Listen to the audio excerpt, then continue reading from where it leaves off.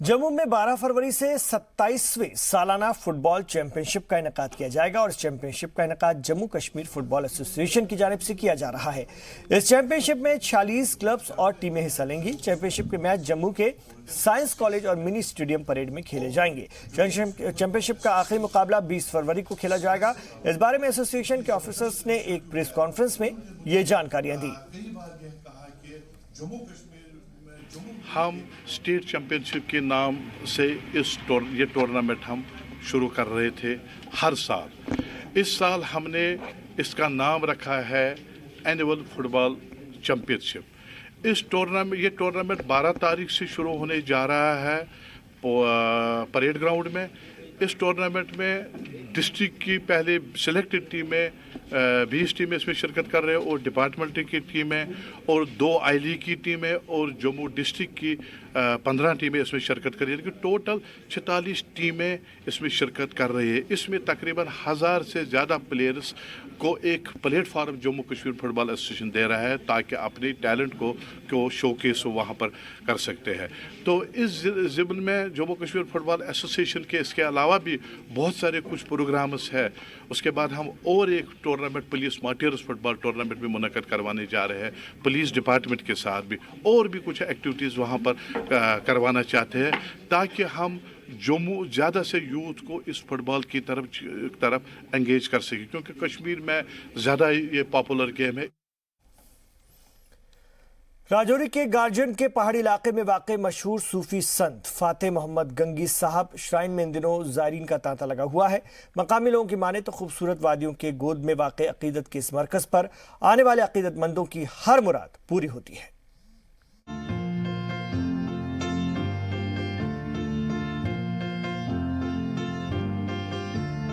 राजौरी के गार्जियन इलाके में वाक़ मशहूर सूफी संत फतेह मोहम्मद गंगी साहब श्राइन के दर पर इन दिनों ज़ायरीन का तांता लगा हुआ है। पहाड़ों की गोद में वाक़ इस मरकज़ पर दूर दराज के इलाके से लोग हाजिरी लगाने आते हैं। मकामी लोगों की माने तो इस दर पर जो भी आता है उसकी मुराद पूरी होती है। अकीदत के इस मरकज़ पर किसी भी मजहब और ज़ात के लोग आ सकते हैं, उनकी मुरादें पूरी होती हैं। यहाँ आने वालों के साथ रंग और नस्ल के बिना पर कोई भी तफरीक नहीं की जाती। पुंछ से आए मुश्ताक बताते हैं कि यहाँ हिंदू, मुसलमान, सिख हर मज़ाहिब के मानने वाले लोग आते हैं। मुश्ताक नौजवानों से अपील कर रहे हैं कि लोग फतेह मोहम्मद गंगी के बताए रास्ते पर चलें। दरगाह पर पहुंचे एक दीगर अकीदतमंद कहते हैं कि इस दर पर आने वाले मरीजों की बीमारी हो या किसी भी तरह के दीगर परेशानी, सबका हल हो जाता है। जो भी इस दर पर आता है खाली हाथ नहीं जाता।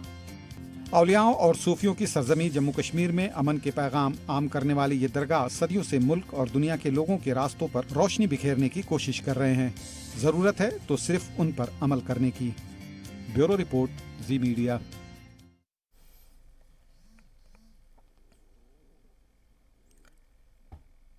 यहां पर हम एक वक्फे के लिए रुक रहे हैं, लौट रहे हैं कश्मीर एक्सप्रेस में और भी खबरों के साथ।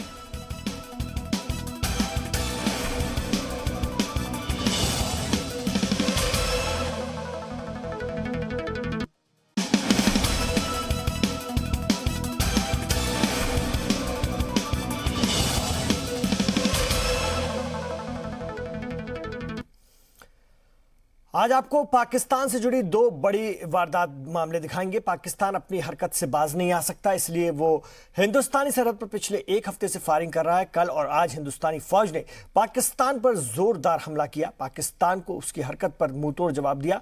दूसरी जानिब पाकिस्तान में लाल दहशत की आहट फिर तेज हो गई। एक बार फिर इस्लामाबाद की लाल मस्जिद पाकिस्तान के लिए परेशानी का सबब बन सकती है। लेकिन सबसे पहले आपको दिखाते हैं सरहद पर जय हिंद के जवानों का पराक्रम।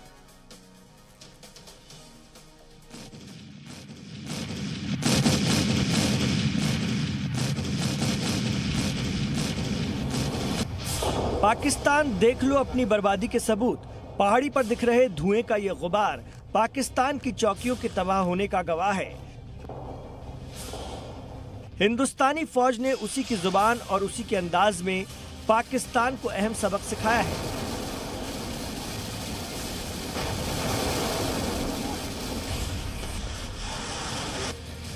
पाकिस्तान की फायरिंग का जवाब देते हुए हिंदुस्तानी फौज ने पाकिस्तान के 4 जवानों को ढेर कर दिया।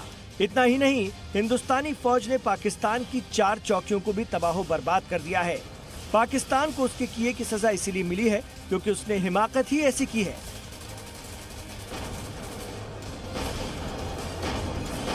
दरअसल दहशतगर्दों की दरअंदाजी कराने के लिए पाकिस्तान पिछले 1 हफ्ते से बॉर्डर पर फायरिंग कर रहा है। पाकिस्तानी फौज अपनी गोलीबारी में रिहायशी इलाकों को निशाना बना रही है। पाकिस्तानी फौज जम्मू कश्मीर के पुंछ के बालाकोट और मेंढर सेक्टर में हिंदुस्तानी चौकियों को निशाना बना रही है। हालात ये हैं कि सरहद पर रहने वाले हिंदुस्तानियों को अपनी जान बचाने के लिए छिपना पड़ रहा है। मुसलसल गोलाबारी हो रही है, बच्चे जो हैं वो डर के छुपे हुए हैं, तमाम पब्लिक जो है वो डरी हुई है, सहमी हुई है। मास वाइज छपने के, हमारे छुपने के, इसके अलावा हमारे पास ऑप्शन भी क्या है, मुझे समझ नहीं आ रही कि पाकिस्तान को पता नहीं क्या हुआ है, बगैर मतलब के, बिना मतलब के वो फायरिंग कर रहा है। गुज़िश्ता 1 हफ्ते से पाकिस्तान रुक रुक कर सरहद पर फायरिंग कर रहा है। इतवार के दिन भी पाकिस्तान की जानिब से हिंदुस्तानी इलाकों को निशाना बनाया गया। काफ़ी ज़्यादा गोलाबारी हुई है, जो लोग हैं वहाँ डर की वजह से अंदर आ गए हैं। मतलब जो भी माल मवेशी था वो बाहर था, तो जल्दी उन्होंने अंदर माल मवेशी को किया, तो खुद से भी अंदर हो गए। तो बहुत ज़्यादा परेशानी हो रही है गोलाबारी की वजह से। पाकिस्तान की फायरिंग के बाद हिंदुस्तानी फौज ने अपना जारहाना रुख अख्तियार किया है और पाकिस्तान को जबरदस्त नुकसान पहुंचाया है।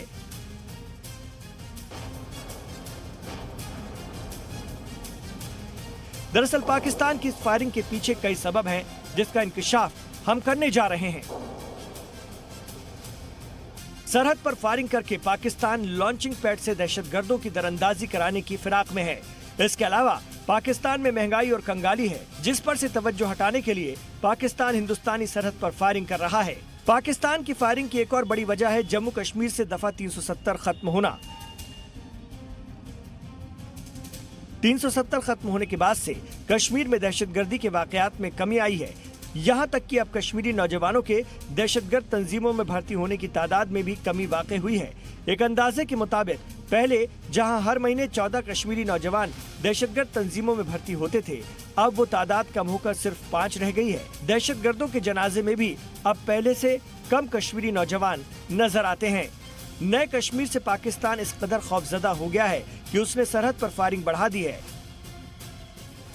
लेकिन उसकी लाख कोशिश पर मोदी सरकार की पॉलिसी धीरे धीरे ताला लगा रही है और अब पाकिस्तान के पास सिवाय बौखलाहट के और कुछ भी नहीं बचेगा। ब्यूरो रिपोर्ट, जी मीडिया।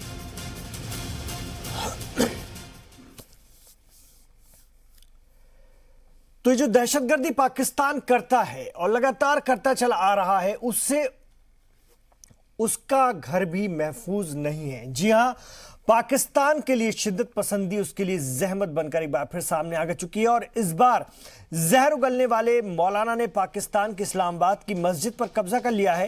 ये वही मस्जिद है जिसमें 2007 में पाकिस्तान के जनरल परवेज मुशर्रफ को इतना परेशान कर दिया था कि उन्हें मस्जिद में मिलिट्री ऑपरेशन करवाना पड़ा था। अब 12 साल बाद पाकिस्तान वही हालात फिर से उसको पैदा हुए हैं, उनसे वो जूझ रहा है। 12 साल बाद पाकिस्तान में फिर लाल आतंक की आहट। 10 जुलाई 2007 की वो तारीख जब पाकिस्तान की राजधानी इस्लामाबाद पाकिस्तानी फौज के टैंक के गोलों और बंदूक की गोलियों की आवाजों से दहल उठी थी। पाकिस्तानी फौज के टैंक एक मस्जिद को दहशतगर्दों के कब्जे से छुड़ाने के लिए ऑपरेशन में मसरूफ थे। उस मस्जिद का नाम था लाल मस्जिद। 2007 की वारदात इस्लामाबाद में 2020 में भी दोहराई जा सकती है। एक बार फिर पाकिस्तानी फौज इस्लामाबाद की लाल मस्जिद पर 12 साल पहले जैसा ऑपरेशन अंजाम दे सकती है। ऐसा इसीलिए क्योंकि पाकिस्तान की राजधानी इस्लामाबाद की मशहूर लाल मस्जिद पर फिर से एक बार कब्जा हो गया है। इस बार मौलाना अब्दुल अजीज ने मस्जिद पर कब्जा कर लिया है। उसने खुद को वहां का मौलाना करार दे दिया है। पाकिस्तान सरकार महंगाई और माली बहरान के जाल में फंसी हुई है।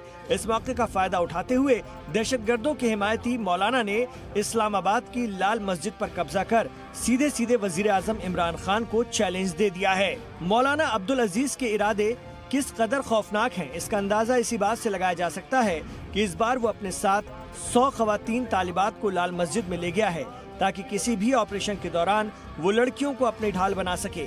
लाल मस्जिद में मौलाना अब्दुल अजीज के घुसने के बाद इंतजामिया ने मस्जिद को बाहर से घेर लिया है। मस्जिद के बाहर तारबंदी कर दी गई है और सलामती दस्तों को भी तैनात कर दिया गया है। लाल मस्जिद में मौलाना के साथ घुसी तालिबात अपनी ही हुकूमत की मुखालफत में नारे लगा रही हैं।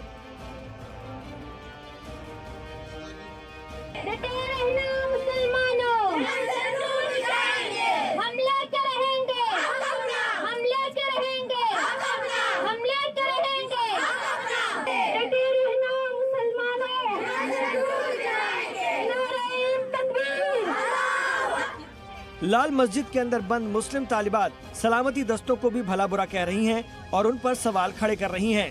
फोर्स है जो कश्मीर तो नहीं जा सकते इसलिए क्योंकि वहाँ पर मसलहत आ जाती है, वहाँ इंटरनेशनल बॉर्डर्स आ जाते हैं, वहाँ पर सारे इस्लाम के नरम रहने के दर्स आ जाते हैं। हाँ, लेकिन ये हमारी गयूर फोर्स, हमारी बहादुर फोर्स इन निहत्ते बच्चियों पर मुहासरा कर सकती है, खाना पीना बंद कर सकती है। मस्जिद को कब्जे से छुड़ाने के लिए इंतजामिया की अब तक की कोशिशें नाकाम साबित हुई हैं। दरअसल इस्लामाबाद की लाल मस्जिद एक सरकारी मस्जिद है, लेकिन ये मस्जिद पाकिस्तान की शिद्दत पसंदों का काला चेहरा है। इस मस्जिद की तामीर 1965 में हुई। लाल दीवारों के सबब मस्जिद का नाम लाल मस्जिद पड़ा। इस मस्जिद में अफगानिस्तान और कश्मीर में जंगजुओं को ट्रेनिंग के लिए इकट्ठा किया जाता रहा है। इस मस्जिद को चलाने वाले लोग पाकिस्तान के शिद्दत पसंद हैं। तालिबान टेररिस्ट हैं, वहाँ पर एक्सट्रीमिस्ट एलिमेंट्स हैं, वहाँ पर अलकायदा सिंपथाइजर्स हैं और अभी कुछ समय पहले कुछ वहाँ पर औरतें भी अंदर चली गई हैं। उन्होंने वहाँ पर जाकर सरकार को और वहाँ की सेना को भी चुनौती दे रही है। 2007 में जब पाकिस्तान पर जनरल परवेज मुशर्रफ का कब्जा था, तब इस साल मस्जिद में दहशतगर्दों की फौज इकट्ठा थी। मजहबी तालीम के नाम पर पाकिस्तान के नौजवानों को दहशतगर्दी की तालीम दी जा रही थी। तब इस मस्जिद से मजहब के नाम पर अपनी ही सरकार के खिलाफ जंग का ऐलान हो रहा था। लाल मस्जिद से पाकिस्तान में इस्लामिक कानून नाफिज करने की आवाजें उठ रही थीं और उस वक्त की हुकूमत को धमकियां दी जा रही थीं, लेकिन जनरल परवेज मुशर्रफ ने धमकियों को नजरअंदाज कर दिया और मुशर्रफ के हुक्म पर फौज ने लाल मस्जिद को घेर लिया। कई दिनों की मशक्कत के बाद भी जब मस्जिद खाली नहीं हुई तो परवेज मुशर्रफ ने मिलिट्री ऑपरेशन करवाया। इस ऑपरेशन में टैंक तक का इस्तेमाल हुआ। पाकिस्तानी फौज के ऑपरेशन में मस्जिद के मौलाना समेत 50 दहशतगर्द जंगजू मारे गए थे। उस दौरान मस्जिद के अंदर हथियार, बम और बारूद मिले थे। अब 12 साल बाद फिर मौलाना अब्दुल अजीज ने इमरान खान के सामने 2007 वाले हालात पैदा कर दिए हैं। लाल मस्जिद के अंदर बंद ये तालिबात अब सोशल मीडिया के जरिए लोगों को उकसाने और भड़काने में लगी हैं, ताकि तालिबात लोगों को लाल मस्जिद पर इकट्ठा होने की दावत दे सकें। हम अपने मुसलमान बहन भाइयों से कहते हैं, कौन है जो शेब अबी तालिब की सुन्नत पूरी करने के लिए हमारा साथ देने आना चाहता है? हम दाल चावल खाएंगे तो आपने भी दाल चावल खाना है, लेकिन शेब अबी तालिब की सुन्नत पूरी करें, हक के लिए खड़े हों। अब देखना होगा कि इमरान खान अपने मुल्क को लाल बहरान से कैसे निकालेंगे। दिल्ली से मनीष शुक्ला के साथ ब्यूरो रिपोर्ट, जी मीडिया।